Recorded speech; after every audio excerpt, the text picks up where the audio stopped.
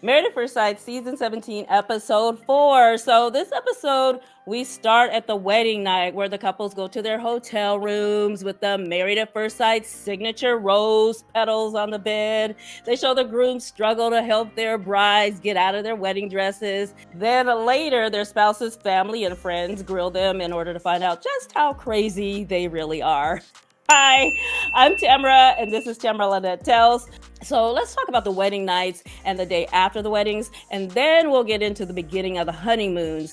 Okay, so let's start with Becca and Austin. Now, these two are super excited about each other. They're comfortable together in their hotel rooms. For some reason, Austin put his baseball cap on after he changed into his pajamas.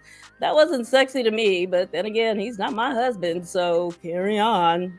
The next morning, they ordered breakfast, and before the man could get a morsel of food in his mouth, Becca started going over her medical chart with him. I had exploratory surgery. Turns out I had endometriosis, so they kept exploring and realized I had a lot going on inside, so they fixed it, and it was really painful, but I'm feeling better now. I also have an autoimmune disorder that attacks my spine, so I get injections to tell my immune system to chill out. Pancake? Girl, at least let the man have this conversation on a full stomach. But Austin handled the information well. But I don't think she needed to tell him all of this 18 hours into their relationship. Like, let him get to know you and allow him to develop his own vision of who you are before you taint it by inviting him on a Zoom call with your doctor. But what do I know? Later, they met with each other's friends and family. Now, the same friend that was carrying on about Becca being sex positive started carrying on about Becca's health issues, like how she downplays her pain, and told a story about Becca being alone at Christmas. She was recovering from a surgery by herself at Christmas and kept saying, "It's fine, it's fine." She was so strong and just kept saying that it's fine that she has to be alone on Christmas. It's fine. I know it had to be hard for her, but she was so strong through it all. Excuse me, I have a question. Where were you, best friend? Why couldn't you pop your head in and say Merry Christmas? I don't know, maybe she did say why she couldn't be there and they edited it out, but this story was completely lost on me because I needed to know why none of her friends couldn't put an hour aside to visit Becca in the hospital on Christmas. Tough room. On Afterparty, Becca said her family lives in Chicago, but her so-called friends don't. Where were they? Meanwhile, Becca was hanging out with Austin's people. His mom is funny to me. It looks like she's trying to be on board with this whole situation, but she keeps slipping and little attitude spills out here and there. So Becca was telling everyone how great their night was. And Austin's mom was like, "Last night was phenomenal, but reality is gonna slap you in the face, girlfriend." Becca was like, "Well, it's marriage." That's marriage. Yeah, that's marriage. That's marriage. Dang, lady. Mama Bear was like, "I'm trusting you with my baby's heart. Proceed accordingly." I still like Becca and Austin together. And for the first time in a long time, I can actually see why they were matched. Lauren and Orion. So they get to their hotel room and he helps her out of her dress and she helps him out of his ponytail. Then when they're in bed, she realizes that she forgot to tie up her hair. So she asked him if he knows what a bonnet is and is like, "I think I have two of them," and hops out of bed to grab her bonnet. I don't care what you think about Orion, but he was a good sport to put that bonnet on while she was calling them bonnet buddies. Bonnet buddies, when you're about to go to bed and you forget that your head has nothing on it, just reach for that bonnet. Bonnet buddies. Thank you very much. Orion thought he was going to be teaching whoever he married about his culture.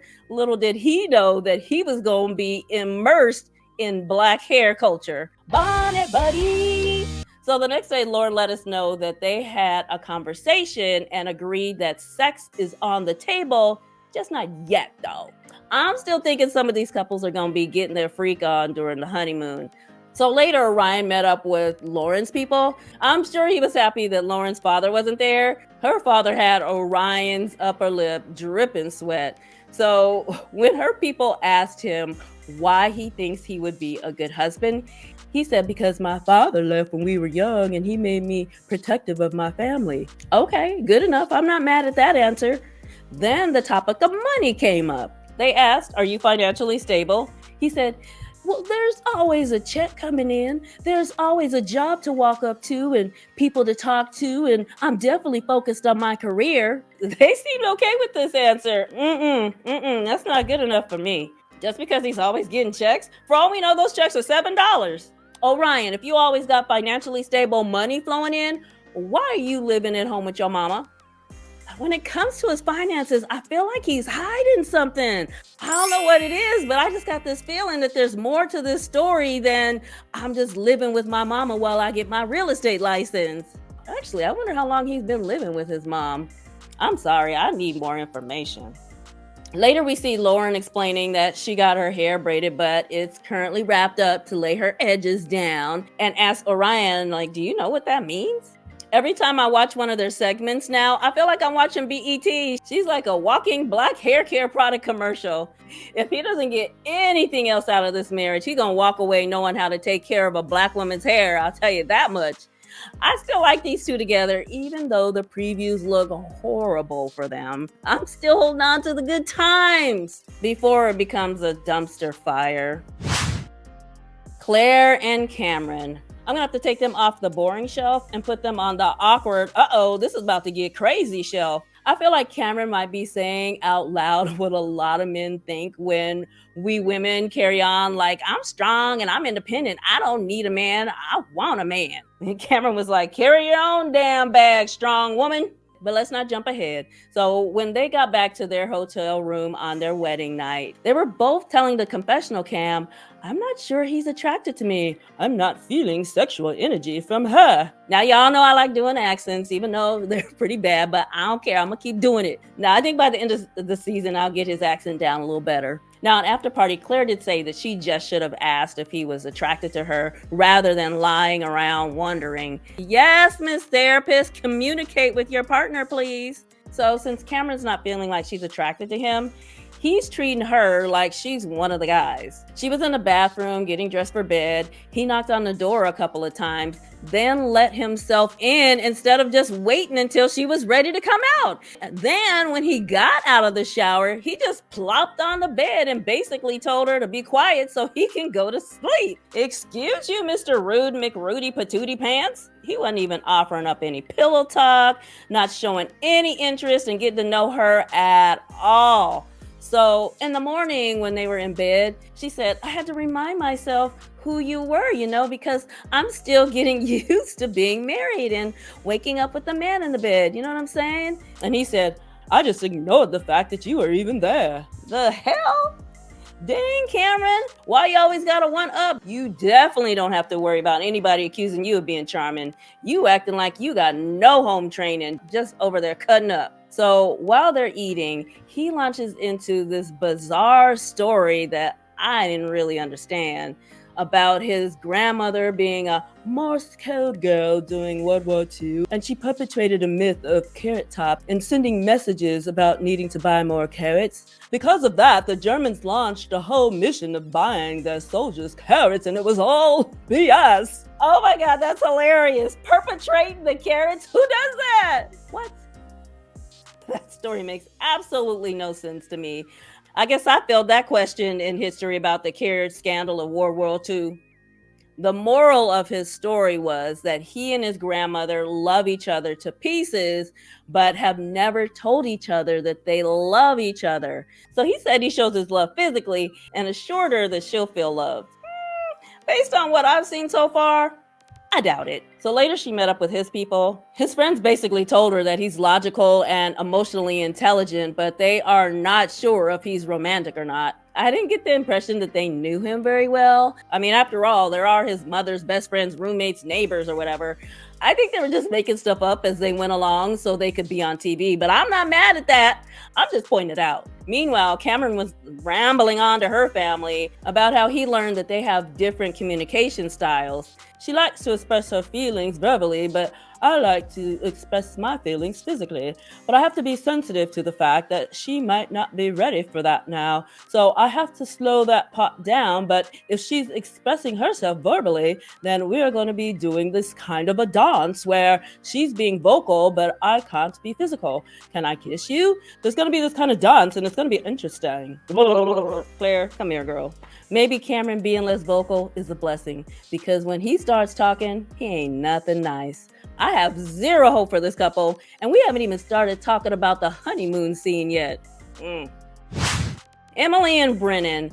She was butt naked under her dress. Maybe it's just me, but I know I would have been funky after a long day of sweating bullets, nervous about who I'm gonna marry, then that sweat freezing up while we were sitting outside in a snow flurry having a conversation, then back inside to party and dance, reactivating the sweat, not to mention running back and forth to the restroom to go to Tinkletown. Child, doing all that with no panties on, my stench would have taken out the entire crew. It would have been a wrap, I ain't even gonna lie.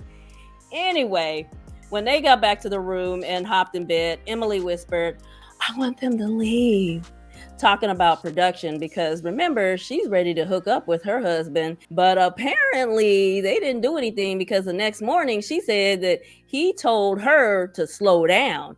She said, I have a tendency to move too fast, so it's probably a good thing he wants to take it slow. Girl, it's because you stank, crawling all up in the bed smelling like an onion. Anyway, when she met with his family, they said that he's stubborn, abrupt, has a temper, and gets frustrated when things don't go his way. Check, please.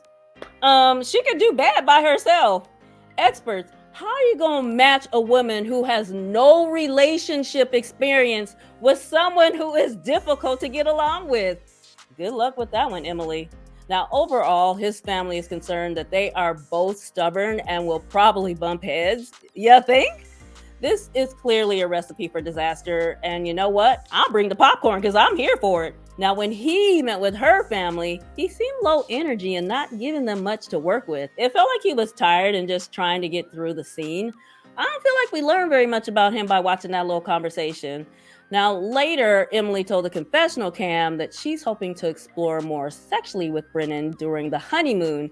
She said she brought her fuzzy handcuffs but left the whip because it takes up too much space and it's too aggressive. I think you need to slow your roll, Missy, because both of y'all are spitting out some red flags. Now, don't try to ignore them or glaze over them with your little 50 Shades of Grey on a budget situation. Now, the previews already showed us that they're not going to work out, but even without their little spoiler, it was pretty obvious that the party girl who's never been in a relationship paired with the guy who has a hot temper were not going to make it.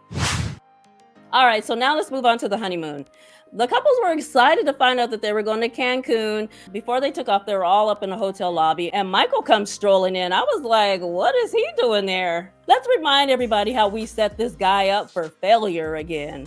Now, the other couples were telling him that his bride owes him an apology, and he literally fell on the sword she gave him when he said, I don't feel like I'm entitled to an apology. She doesn't need to apologize to me for doing what she feels was the right thing for her. The hell she doesn't. She robbed you of an opportunity. Plus, she took the spot of a different female candidate that would have gone through with the marriage so that we would have had 5 couples to complain about instead of 4. They invited him to go on the honeymoon with them, but he said no, but it's not like the cast had the final say anyway. So production inadvertently rubbed it in his face just how fun it was to be married at first sight, well, on day 1 anyway. So the other couples left him behind and skipped off to the party bus, which was taking them to the airport. After everybody was talking about how excited they are about going to Cancun, Cam says, we just have to be careful not to wander too far off the reservation. Then looks at Orion and says, oh, sorry. Orion said, it's okay, I can hear ignorance. And then Cam said, what about willful ignorance? Dude never knows when to shut up. And I was surprised that Lauren was sitting there laughing at this exchange like she was at a comedy club. I don't believe Cameron was being ignorant. He's a smart guy. He knew he was being inappropriate. Cameron just isn't a nice guy. When they got to their hotel room, Claire said that he kept leaving her at the airport. She was waiting for folks so that they can all walk together, and he was always a million miles away. Wife or friend, that's just rude. They are all headed to the same plane and the same van. What do you gain by leaving your wife behind, sir? Then when they got to the room, she got on him about not helping her with her bag. You saw me struggling. It would have been nice if you offered to help me. Well, you didn't help me with my bags. I've been told that it's never safe to assume that a woman needs help. You didn't help me with my bags, really? Passive aggressive ever? Mr. One Carry-On Bag? Stop playing. Now, I saw a comment somewhere that said that these two are new to each other, and sometimes when you travel, you have to learn each other, so kind of give him a break. Not to mention that he hasn't given her chivalry energy since he helped her out of her wedding dress. So why expect him to start now? But I don't care. If someone I'm with, female or male, is struggling with their bags and I can help, I'm going to offer the help, period, end of story. That's just common courtesy. Dude is acting like he's new to life. While I agree that she should have spoken up about the bags, I think she should have done it in a way where she was just informing him of what she would like him to do as a husband rather than fussing. Like when we travel, I would love it if you help me with my bags and walk with me at my pace so we can look out for each other. Like, is that okay with you? Because the energy was already pretty bad between these two, she could have even waited to talk about it later. But by her trying to talk to him about it and the way she approached it, she may have made it worse. She felt like he was mad at her for saying something, so she did try to smooth it over by mentioning that he did adjust after she reminded him at the airport that she's short and can't keep up with his long-legged pace. Then she asked if there were things that she could do better, and he said, "No, I think you're amazing." Cameron, you're such a jerk. She said, "That sounds sarcastic. I feel like we're comfortable with each other, but we're not there romantically, right?" Right? Girl, read the room and speak for yourself next time. He was standing there all stunned, but trying to play it off like he wasn't, so he just said, "Sure." So she was explaining that she thinks that they can get over this hump by spending time together at the honeymoon, and hopefully they will get to hold hands. He said, "You told me you don't like holding hands." She said, "Yeah, like it's fine." Well, I don't know. It's hard to explain. Girl, get it together. So to the confessional cam, he said that he's been asking if she would be open to more physical touch, and he's gotten a strong no. So to hear that she wants it now is confusing, and he's not going to make an advance on someone who doesn't know what they want. Okay, that part is fair. Claire, girl, you're sending mixed signals. Meanwhile, on Afterparty, she said that the day after the wedding, he told her that he asked the experts for someone slender and tall, and he didn't get what he asked for. Wow, now this is a whole hot mess. First of all, couples who start off by vocalizing what they asked for and didn't get usually don't make it on this show. So he already set them up for failure with that statement alone. But the vibe I get from him is insecurity. I feel like he's tearing her down like you ain't all that, because he feels she's looking down on him and all of his flaws that he thinks he has. So in his mind, he's protecting himself from getting rejected by being defensive, treating her like she doesn't really matter, and isn't what he wanted physically to begin with. So don't bother rejecting me, because I don't want you anyway. It's amazing how quickly these two went downhill. I was expecting Emily and Brennan to bust before these two. I wouldn't be surprised if Claire and Cameron don't even move into the shared apartment together. But on a completely different note, as much as I am the spoiler queen, I wish the network hadn't spoiled the entire season for us so dang soon by showing us how bad these couples end up fighting throughout the season. Well, at least they allowed me to enjoy having hope for the first 2 hours of this season. That's more than what I've had in a while. But that's all I have for now. Thanks for hanging out with me, and I'll see you in my next video.